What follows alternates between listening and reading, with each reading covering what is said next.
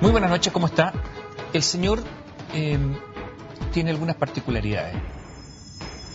La primera, por ejemplo, es la séptima fortuna del mundo, en todo el mundo, número 7, multimillonario. Ninguna de las grandes fortunas en Chile le corre. Según la última revista Time, está entre los 100 personajes, obviamente, más influyentes del orbe. Cuenta con el apoyo irrestricto del gobierno brasileño. Cuenta con el apoyo del gobierno chileno. Y cuando se le pusieron las cosas difíciles en Chile, dijo, bueno, si no nos quieren, vámonos. Bye bye, escribió en su Twitter. El señor Ezeique Batista, el dueño de Castilla, el señor que sufrió una sorpresiva y enorme derrota en tribunales porque no podrá construir esa mega central a carbón. ¿Quién lo derrotó? Lo derrotaron los pescadores de Totoral, los vecinos de Totoral. No todos, algunos, los que persistieron. Y el abogado de estos vecinos, Álvaro Toro, con el abogado que derrotó a Eike Batista, conversamos esta noche. ¿Qué tal? Muy buenas noches. Buenas noches.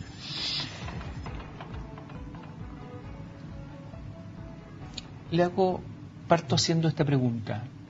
¿Cómo resistir las tentaciones? En un principio, fundamento la pregunta, en un principio quienes más se oponían a este proyecto era la familia Domínguez, los que más aparecían en los medios, los que eran más reactivos. Y en algún momento la familia Domínguez negoció. Y los que mirábamos este conflicto pensamos, bueno, esto se acabó. Si los Domínguez negocian, todos van a negociar. Ofrecieron dinero, ofrecieron cosas, bienes, se dice que esto es para mitigar, pero ofrecieron. Y usted resistió. ¿Por qué y cómo resistió? Es decir, esa pregunta para mí tiene una respuesta relativamente fácil, porque para mí nunca hubo posibilidad de negociar, ¿sí? Es decir, yo soy un abogado ambientalista, trabajo hace muchos años en una pequeña ONG que nos dedicamos a esto, a asesorar y acompañar comunidades en conflicto ambientales, el Observatorio Latinoamericano de Conflictos Ambientales. Entonces, no había espacio para negociar. Lo que sí a mí siempre me interesó, y a nosotros como equipo, era saber si la comunidad a la que nosotros estábamos disponibles a apoyar y asesorar, tenían esa misma convicción. Y esa convicción, con las numerosas reuniones que tuvimos la certeza, la seguridad, que ellos estaban en la misma parada. No todos, algunos negociaron. No todos, efectivamente. Algunos los que negociaron, ¿cuánto obtuvieron? Tuvieron hartos. Es decir, cuando tú mencionas a la familia Domínguez, para nosotros efectivamente fue un tremendo golpe eso. Primero porque cuando se estaba gestando esto, estamos hablando de un proceso que duró 4 años, esta pelea, digamos, ¿sí? Desde el año 2008. Cuando estábamos iniciando, generando las movilizaciones, las denuncias, recopilando la información, tomando contacto con las diversas autoridades, efectivamente la familia Domínguez, que es una familia hasta ese momento muy estimada en el pueblo total, porque está en contacto con ellos hace décadas, visitaban permanentemente el pueblo total, tenían estrechas relaciones, los hijos de la familia Domínguez, que a esta altura son más viejos que yo, digamos, conocían a la gente del pueblo total y se habían criado en muchos aspectos juntos. Entonces le tenían mucho. Y cuando los Domínguez tomaron parte en esta pelea, tenían mucho apoyo de la comunidad y compraron mucho. Y cuando la familia Domínguez apareció sorpresivamente negociando, es decir, nunca supimos que estaba negociando, cuando apareció la información de que se había llegado a un acuerdo, hubo una gran decepción. Yo creo que fue el momento más crítico en el pueblo, porque efectivamente, como lo estimaban tanto, mucha gente empezó a reflexionar de que sí era posible resistirse. Y ahí hubo algún nivel de crisis que en definitiva se resolvió sobre la base de que la gente del pueblo total, la Junta de Vecinos, ¿sí?, decidió mantenerse, y nosotros nos mantuvimos con ellos, y otra gente, ¿sí?, la gente que está en torno a la comunidad agrícola total, que reúne gente que no necesariamente vive en el pueblo, ¿sí?, porque han pasado muchas generaciones, a mucha gente se ha tenido que ir, alguna gente incluso ya vive Caldera, Vallenar, visitan permanentemente el pueblo, pero ya no están ahí. algunos de ellos incluso son hijos de la gente que vivió en Totoral, y por lo tanto su relación afectiva y compromiso con el pueblo era más débil. Un sector de ellos sí estuvo por negociar. ¿Los Domínguez cuántos tuvieron? ¿Se acuerda? Yo entiendo que según nunca apareció una información transparente, digamos, sí, pero lo que publicó la prensa hablaban de unas cifras de, es decir, recibieron primero 100 hectáreas de terreno, entiendo que $5 millones para invertir en actividades de apoyo a la conservación del entorno. En su conservación, en sus terrenos. ¿Ya? Y entiendo que yo el dato que sé es que el estudio jurídico que lo asesoró ellos recibió $200 millones. ¿De cuánto? $200 millones. De pesos. De pesos. ¿Y quién es ese estudio? ¿Qué estudio jurídico es ese? Es el estudio jurídico del ex ministro del Interior, el Carlos Figueroa, del hijo de Carlos Figueroa, sí, pero que entiendo que el papá también trabaja ahí. Ahora, esos son datos que yo no estoy en condiciones de ratificar, sí, pero es la información que ha circulado. A ver, ¿y los que negociaron, los vecinos que negociaron, cuánto recibieron? Lo que pasa es que los vecinos que negociaron, cada vecino que negoció, o cada pescador, en realidad, es la palabra más precisa, recibía, en esta última etapa, recibían 9.200.000 pesos por persona. Eso es lo que le da que Batista o MPI. Más un fondo que se creaba, que se llama un fondo de desarrollo local, al cual podían postular, y que ese fondo iba a estar dirigido a becas de estudio, becas de capacitación, becas de... Le ofrecían plata más becas, más y otras cosas. Sí. Eso. Ahora, yo lo que quiero recalcar es que 9 millones de pesos para la gente de Totoral, para los pescadores, es bastante plata. Es mucho dinero. Es mucho dinero. Naturalmente. ¿Sí? Para uno puede parecer una cosa... No, es mucho dinero. Es mucho dinero. Es mucho dinero. Me interesa... ¿A usted le ofrecieron? No, ofrecieron. Es decir, yo por lo menos nunca lo entendí así, y si en alguna parte hubo muchas veces contactos con la empresa, con los abogados de la empresa, si en algún momento hubo una insinuación de ese tipo, yo no la comprendí y siempre ellos que entendieron que no había ninguna posibilidad, digamos, de conversar ese tema. Usted se enfrentó a grandes estudios jurídicos, un gran estudio jurídico, el ex estudio del ministro del Interior, de Rodrigo Ginspeter. Ahí estaba Pedro Pablo Gutiérrez, Andrés Jana, había empresas de lobby operando, Acerta operando. ¿Usted creyó que podía ganar en algún momento o era una batalla perdida? Yo pensaba que era una batalla en parte testimonial hasta que ganamos el recurso de protección en la Corte de Antofagasta. Ahí se dio cuenta que podía ganar. Sí, porque cuando se trasladó el recurso de protección de Copiapó a Antofagasta, para nosotros fue una gran crisis. Primero, una crisis económica, cómo financiamos nuestra presencia en Antofagasta. Era muy complejo. ¿No tenía plata usted? Es decir, yo trabajo en una ONG muy donde trabajamos ad honorem, y trabajo en un estudio jurídico que me apoyaba, pero que tampoco es un estudio jurídico tan importante. Y el pueblo total no tenía recursos para apoyarlo. ¿A usted no le pagaron? No. ¿Los vecinos de Totoral no le han pagado? No. ¿O nunca hubo un cobro? No. Para este caso, no. Es decir, hubo sí actividades para juntar los dineros para pagar el avión, para el traslado. Los costos, pero remuneración sí, nada. Entonces, el hecho de que se trasladara el recurso a Antofagasta para nosotros fue un gran problema, y además que uno de los abogados que alegaba a nombre de la empresa allá era el decano de la Facultad de Derecho de la Universidad de Antofagasta. Cosa que a mí, cuando estaba alegando, y me informé de eso ahí, me dio la sensación de que este caballero que estaba alegando por la contraria es que se codea permanentemente con las 3 ministras que están en el Estado escuchándole, como si yo no las conocía, nunca las había visto, y él era más o menos de la misma edad, seguro que están en las diversas actividades académicas o de muchas de ellas probablemente hacen clase o imparten instrucciones. Dije, lo vi muy complicado allá. Pero cuando salió el fallo categórico, unánime de la Corte de Antofagasta, el 6 de marzo, ¿sí?, de este año, yo dije, aquí nuestros argumentos son muy sólidos y podemos ganar seguro. Porque esto es una pelea, es una batalla jurídico-técnica, ¿sí? Y que en esa batalla nosotros tenemos todas las de ganar. Pasó algo muy raro en la Corte Suprema. Después de la vista de la causa, una vez ya que terminaron los alegatos, extrañamente el presidente de la sala, Sergio Muñoz, llamó a conciliación. Fue muy raro, todos lo miramos y dijimos, pero esto es inédito. Pero además al llamar a conciliación, dijo que no era bueno que no se hiciera la central. Justamente lo que pedía una de las partes. Entonces el juez estaba adelantando una opinión. Fue rarísimo. Yo le pregunto, ¿por qué pasó todo eso, esta cosa tan extraña en la Corte Suprema? Hacemos un alto, volvemos en un instante.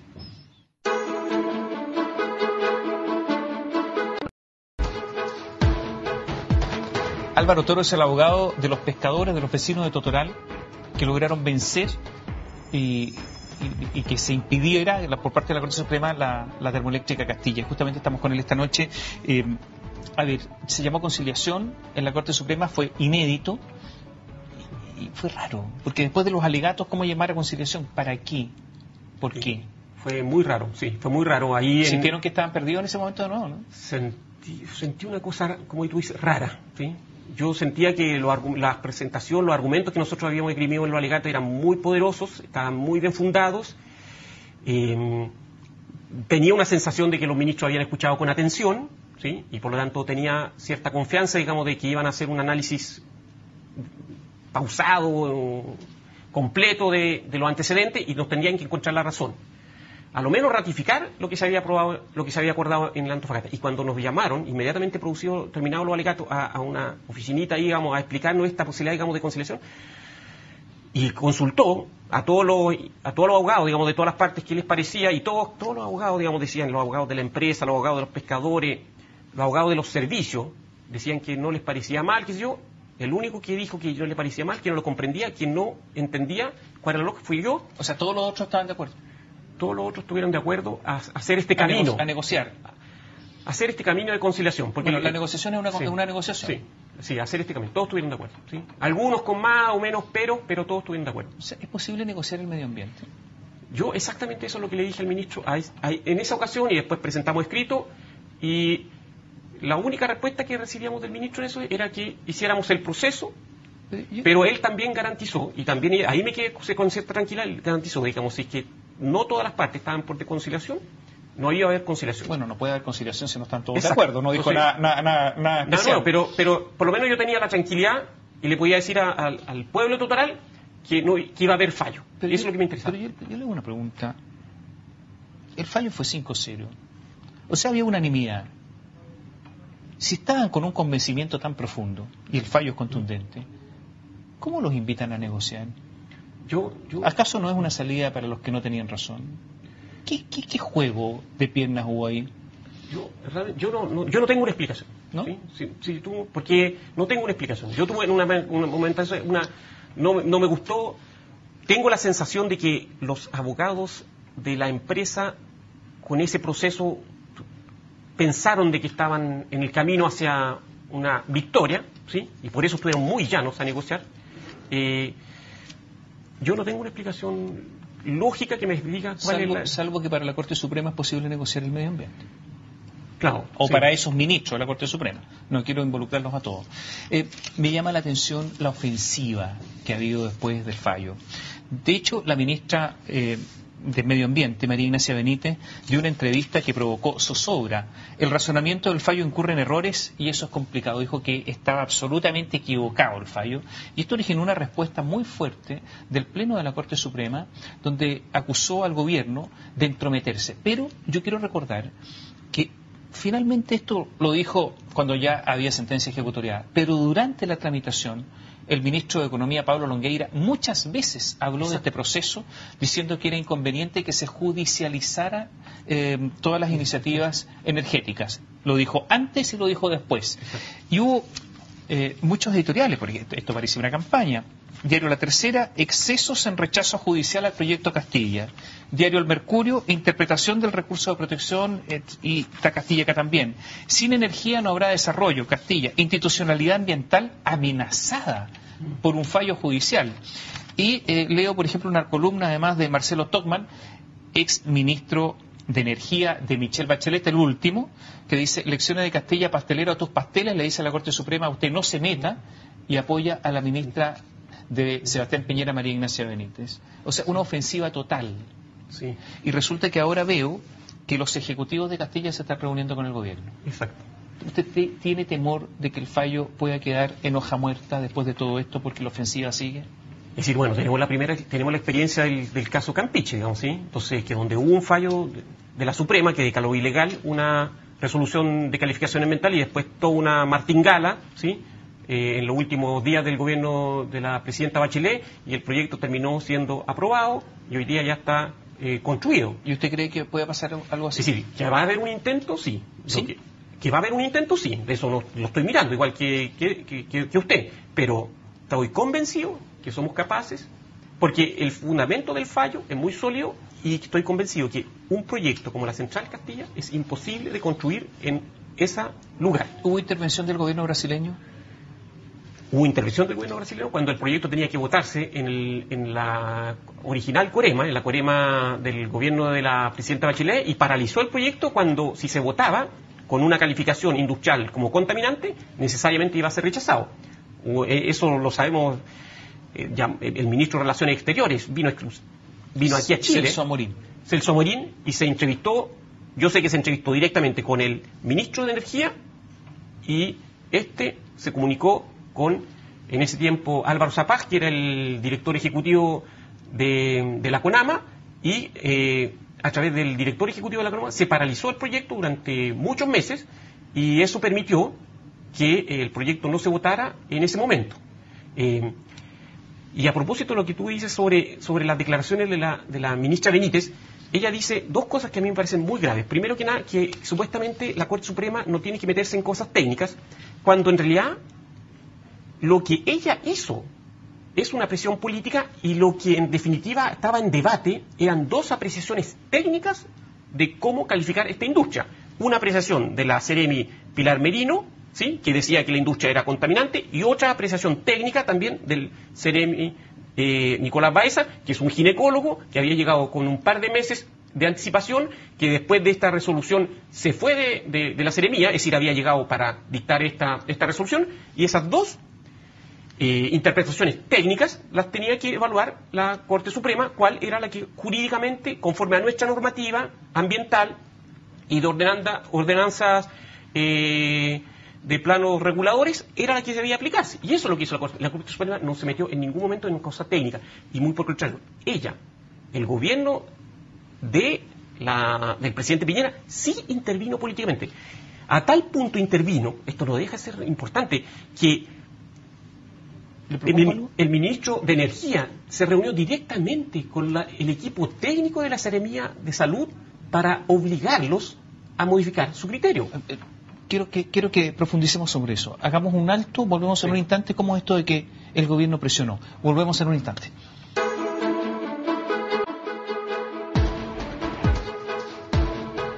El abogado Álvaro Toro está con nosotros esta noche, con ustedes.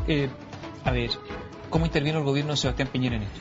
Es decir, mira, directamente el ministro de Energía y el ministro de Economía, ¿sí?, se reunieron con los integrantes de la unidad técnica de la Seremía de Salud y los instaron a que modificaran su criterio conforme a los antecedentes que ellos les entregaban, y conforme los obligaron a reunirse en sesión con presencia de los técnicos de la empresa para instarlos a que cambiaran su criterio. Un conjunto de ellos siempre se opuso a cambiar el criterio, hasta que al final se sintieron tan presionados. Toda esa información la relatan ellos en la denuncia que se hace, la investigación que hace la Contraloría General de la República. Se sintieron tan presionados que estuvieron dispuestos a firmar el documentito donde... ¿Quién los presionó? Nombre y apellido. El ministro de Energía de la época, el ministro de Economía. ¿Quién es el ministro de Energía? A ver, este gobierno ha tenido 5 ministros de Energía. Yo creo, no sé, yo creo que el primero. ¿Reineri? Reineri, yo creo, sí, no te sabría, pero designaron en su momento también a una especie era el secretario de lo que se llamó el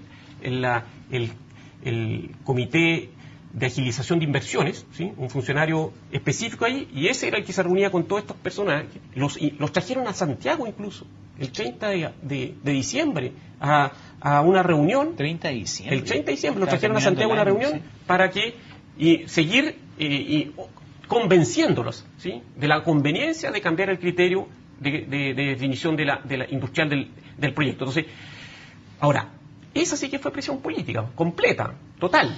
A ver, ¿cuáles son las principales críticas? Nos queda muy poco tiempo que se dice. Es que se violó la ley porque no era necesario que se evaluaran en conjunto. En segundo lugar, que se pronunciaron sobre cuestiones técnicas y no tienen que hacerlo. Esas son las principales objeciones. Y en segundo lugar, que no había ninguna razón para calificar de contaminante, sino que era simplemente molesta. Esas son las principales objeciones que han hecho, de la crítica que se ha hecho a este fallo. Pero más allá de eso, ¿usted tiene miedo ahora de que todo esto se revierta? Si tú te fijas, está generando una especie de lobby transversal que incluye no incluye solamente autoridades, digamos, del actual gobierno, sino también de los gobiernos anteriores. ¿Es cierto que el antiguo lobista era imaginación de Enrique Correa? Exactamente. ¿Hablaron con usted? En su momento ellos tuvieron contacto con nosotros, sí, y buscaban convencernos, digamos, de que el proyecto se iba a hacer sí o sí y que por lo tanto la mejor fórmula del pueblo era buscar sacarle el máximo provecho a la presencia de este gran empresario. Es decir, fíjate tú que hoy día tenemos al ex ministro Tocman, a la ex María Isabel González, al ex ministro Jadresic, todos ellos criticando la resolución del Poder Judicial, con lo cual yo veo que se está tratando de crear un clima en que la clase política en general va a buscarle una solución a la termoeléctrica Castilla, porque la termoeléctrica Castilla es súper importante para el desarrollo productivo chileno, si no nos vamos a quedar con un apagón, y toda esa cantidad de artículos que se están escribiendo, y todo eso, a mi entender, es absolutamente infundado. Aquí no hay crisis energética, aquí la energía para lo único que sirve es para los proyectos mineros, y los proyectos mineros son tan rentables, bueno, que inviertan en energía renovable no convencional.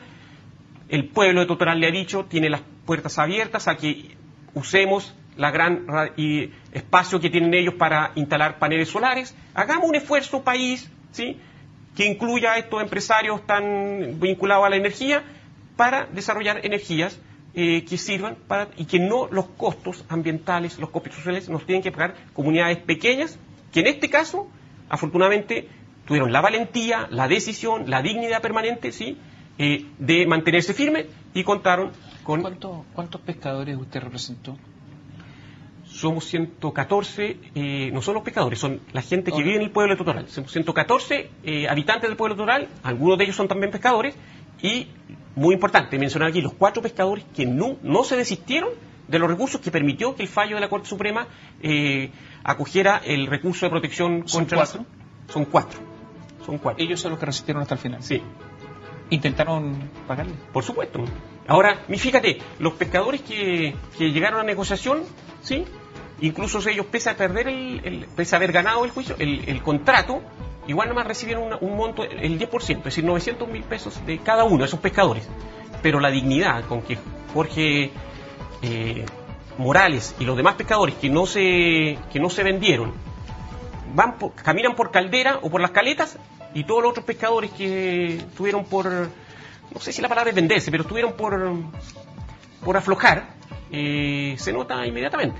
Es decir, caminan de distinta manera. Caminan de distinta manera, exactamente. Y esa cosa es una cosa de dignidad que la va a llevar él, se la va a transmitir a sus hijos, y se va a conocer en la zona, en la región, para siempre. Gracias por acompañarnos esta noche. ¿Ya? Álvaro Toro, el abogado que derrotó a la termoeléctrica Castilla. Buenas noches.